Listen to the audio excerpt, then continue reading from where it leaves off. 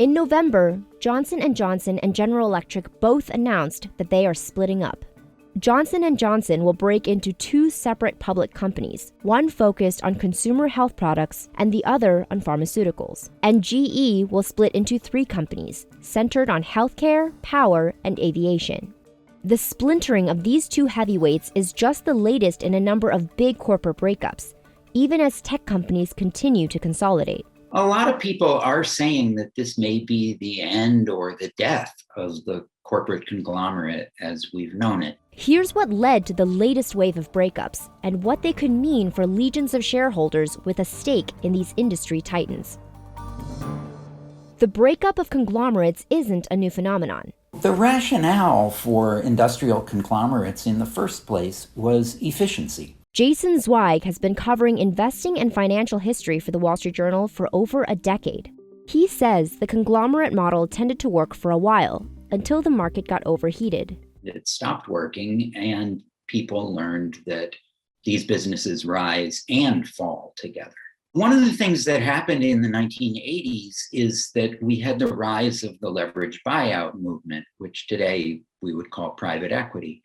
And so large funds were able to get access to relatively cheap money, which they could use to buy undervalued assets. So a lot of conglomerates chose that particular time to split up. Conglomerates continued to decline in popularity in the 1990s and 2000s. And then in 2008, this happened. The Dow tumbled more than 500 points after two pillars of the street tumbled over the weekend.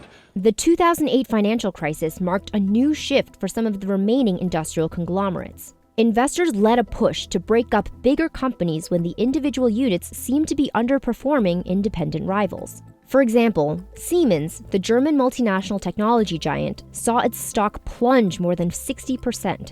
Under pressure from investors, it shed its healthcare and energy businesses, shifting from a conglomerate into a company focused on higher margin software and technology.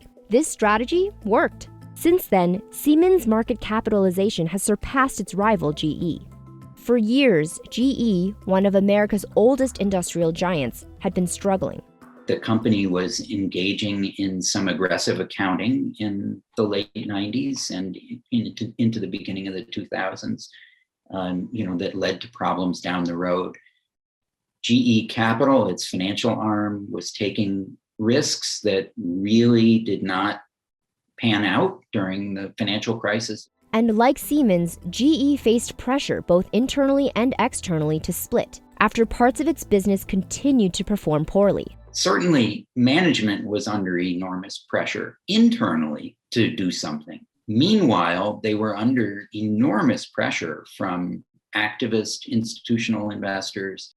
In the early 2000s, GE began selling off portions of its business, from insurance and appliances to NBC Universal. General Electric is selling NBC Universal to the cable TV giant Comcast. And its majority stake in oil and gas. And on November 9, 2021, the company announced it would break up its last three parts, marking the end of an era for the industrial titan. This was just days before Johnson & Johnson, the world's largest health products company by sales, announced plans to break up as well. But it had different reasons.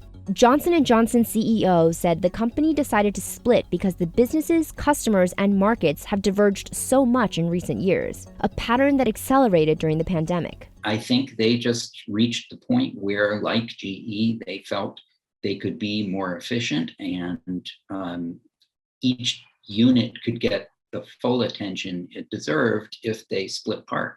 Zweig says that when conglomerates split, it's often due to external pressure. When things start to go wrong, what people say is, you could realize the value that's locked up in these parts of the company. So people go from viewing it as a unified whole to viewing it as a set of pieces that would do better when they were broken off from the whole. And that applies to institutional investors, individual investors, competitors. An executive at Johnson & Johnson said it will be in a better position standing alone to make decisions and allocate resources. So, what do big corporate breakups mean for shareholders? Over the long run, split ups do tend to create value for investors in the surviving companies. Now, whether it'll be true in these particular cases is very difficult to say. For Johnson & Johnson, investors can expect the second company will have a new name, and the legacy business will continue to go by J&J. For GE, current shareholders are likely to receive shares of the new energy and healthcare companies as dividends when they spin off, while the original company that remains will focus on aviation. This may be the end, or it might just be the end of the beginning, but it's likely that we will see more of these breakups. For many non-tech companies, the future is looking smaller and more specialized, but what it means for investors is yet to be seen.